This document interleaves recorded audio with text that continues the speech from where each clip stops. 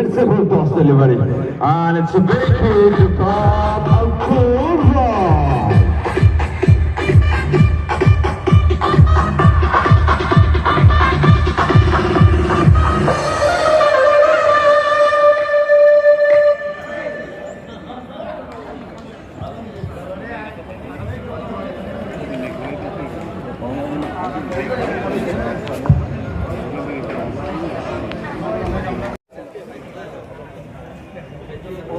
আমাৰ সমাজক আগুৱাই লৈ যাব বিচাৰিছে সেইটো সঁচাকৈ আদৰণীয়।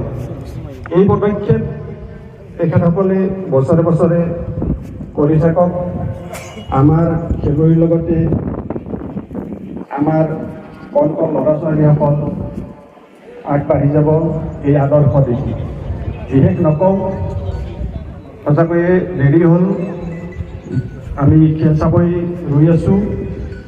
আজি সঁচাকৈ আমি উন্নতমানৰ ক্ৰিকেট খেল উপভোগ কৰিব পাৰিম বুলি আশা ৰাখি এই খেলখন উদ্বোধন হোৱা বুলি মই ঘোষণা কৰিছোঁ। ধন্যবাদ।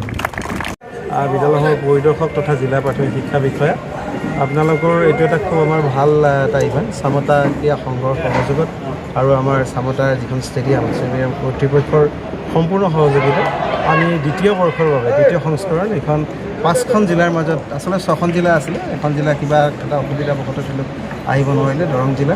আমি 5খন জিলা, বৰপেটা, বজালী, আমাৰ নলবাৰী জিলা, বাক্সা জিলা আৰু কামৰূপ ৰুৰেল, কামৰূপ গ্ৰাম্য, 5খন জিলাৰ শিক্ষক অনাশিক্ষক মানে টিম তেওঁলোকে গঠন কৰিছে প্ৰত্যেকে। আৰু এইবাৰ আমাৰ দ্বিতীয় এডিশ্যন আছিলে। খুব সুন্দৰভাৱে আজি দিবানক্ষভাৱে এই খেলখন আজি অনুষ্ঠিত হৈ আছে আৰু আমি আশা কৰিছোঁ খুব সুন্দৰ খেলৰ এটা পৰিৱেশ সৃষ্টি হৈছে। আচলতে এই কম্পিটিশ্যনৰ যোগেৰে আমি এইটো বাৰ্তা দিব বিচাৰিছোঁ আমাৰ নতুন প্ৰজন্মক, আমাৰ ছাত্ৰ ছাত্ৰীসকলক, যে শিক্ষকসকলে বা অনাশিক্ষকসকলে আমাৰ ষ্টাফে তেওঁলোকৰ নিজৰ ক্ৰীড়াশৈলী প্ৰদৰ্শন কৰি আছে। এইটো আমাৰ কাৰণে অত্যন্ত গুৰুত্বপূৰ্ণ কথা। আৰু য'ত প্ৰদৰ্শন কৰি আছে চামতা, যিখন আচলতে মই সদায় এই কথাটো কৈ আহিছোঁ যে নলবাৰী জিলা ক্ৰীড়াৰ ক্ষেত্ৰত যথেষ্ট উন্নত, আৰু তাৰে ভিতৰত চামতাৰ কিন্তু এটা নিজস্ব কিন্তু এটা ক্ৰীড়াশৈলী, বিশেষকৈ ফুটবলৰ ক্ষেত্ৰতে হওক বা ক্ৰিকেটৰ ক্ষেত্ৰত, আৰু বিশেষকৈ ফুটবলৰ ক্ষেত্ৰত চামতাৰ যিটো অৱদান অসমৰ ফুটবলৰ মানে ইতিহাসত, সেইটো কিন্তু সঁচাকৈয়ে মানিব লাগিব গোটেই অসমে মানে।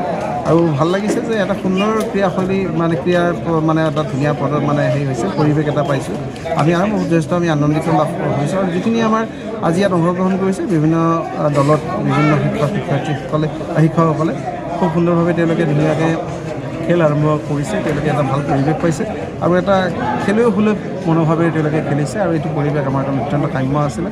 আৰু আমি এইটোৰ যোগেৰে আমি আচলতে গোটেই জিলাখনক লগতে অসমকে আমি এইটো বাৰ্তা দিব বিচাৰিছোঁ, যাতে খেলে আমাৰ ছাত্ৰ ছাত্ৰীসকলৰ মানসিক উৎকৰ্ষ সাধন আৰু দৈহিক বিকাশৰ লগতে কি ধৰণে মানসিক উৎকৰ্ষ সাধন কৰিব, স্পৰ্টছমেন স্পিৰিটটো কেনেকৈ ইনকালকেট কৰি পেলাই আমি তেওঁলোকক সুন্দৰভাৱে আগুৱাই লৈ যাব এখন সুস্থ সমাজৰ, এখন সুস্থ সবল সমাজ, সেইটো আমাৰ মূল কাম্য। তো এইখিনিকে আমি আশা কৰিছোঁ খুব সুন্দৰভাৱে আপোনালোক সকলোৱে আহিব আৰু সহযোগ কৰিব আৰু এনেকুৱা এটা পৰিৱেশ আমি সকলোৱে বিচাৰিছোঁ।